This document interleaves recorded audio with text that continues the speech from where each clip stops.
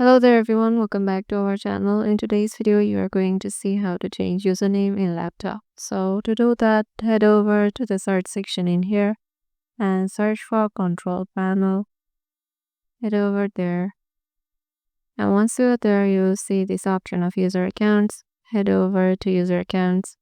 Now go to change account type in here.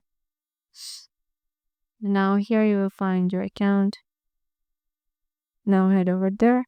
Now here you will find several options like change the account name, create a password, change the account type, or manage another account.